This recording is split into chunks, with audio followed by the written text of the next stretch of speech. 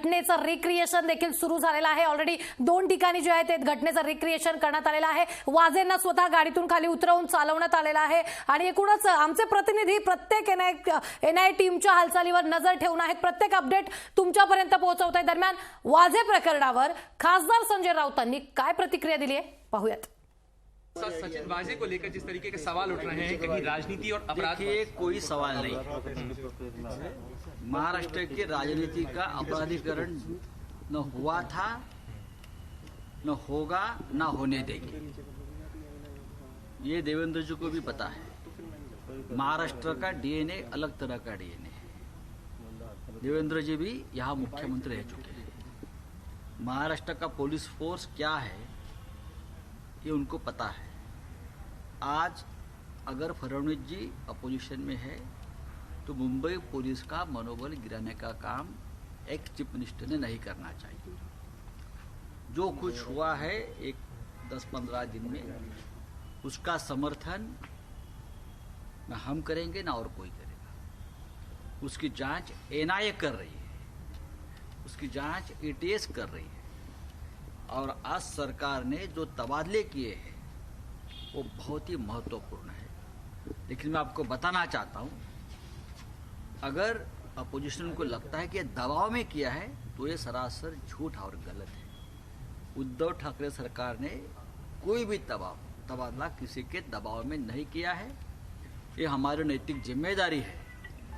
जब तक जांच पूरी नहीं होती है, जब तक सच सामने नहीं आता है, तब तक ये तबादले होने चाहिए। लेकिन उन्होंने गंभीर आरोप लगाया सचिन वाजे की बहाली को लेकर कि सर्विस में बहाली जो है राजनीतिक दबाव के कारण इस प्रकार की बहाली गुजरात में नहीं हुई क्या?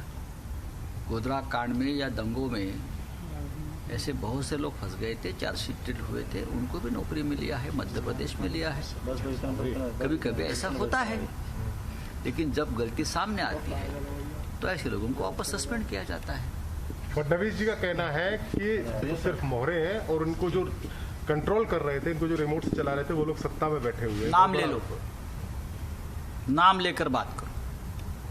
अगर आपके पास एविडेंस है, आपके पास जानकारी है, तो यहां बैठकर हवा में तीर मत मारो। आप नाम लीजिए और बात करिए, सीधी बात।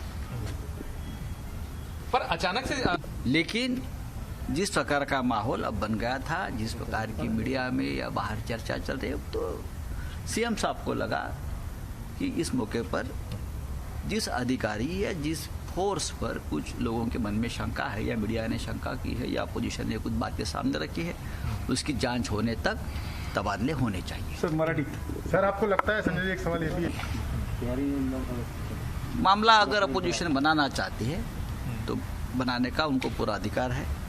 3.5 साल तक ऐसे मामले बनाते रहिए, सरकार रहेगी, सरकार का कोई बाल भी बाका नहीं कर सकता।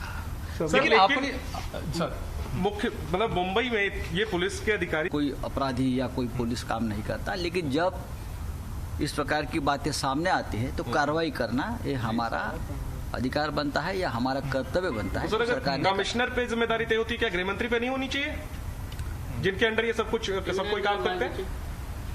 इस देश में ऐसे बहुत सी घटनाएं पहले भी हुई है और कार्रवाई भी होती आई है।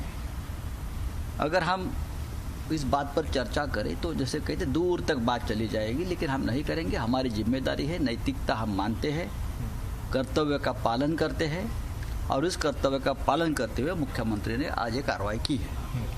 सर आप एक आखिरी सवाल ये है कि क्या आपको लगता है नहीं है कि मुंबई जो देश की आर्थिक राजधानी है, अगर वहां पे जिलेटिन छड़ें निकलती हैं, इन्वेस्टिगेशन के दौरान एक व्यक्ति की मौत हो जाती है, संदिग्ध स्थिति में होती है एक पुलिस अधिकारी पर, तो ये पूरी व्यवस्था के ऊपर गंभीर सुरक्षा की चिंताएं उठाता है। इसे कैसे एश्योर करेंगे कि मुंबई में लोग सुरक्षित हैं? मुंबई में ही लोग सुरक्षित हैं। देश में अगर सबसे ज्यादा लोग सुरक्षित हो गए तो मुंबई में है, आपको भी पता है। एक संशयास्पद कार में जिलेटिन के 20 टुकड़े जरूर मिले हैं और उसका ये टुकड़े गैंग से कोई संबंध नहीं है। उसकी जांच चल रही है और जांच कौन कर रहा है? केंद्र सरकार की सबसे काबिल एजेंसी एनआईए कर रही है और हमारा एटीएस भी कर रहा है। पैरेलल इन्वेस्टिगेशन चल रही है।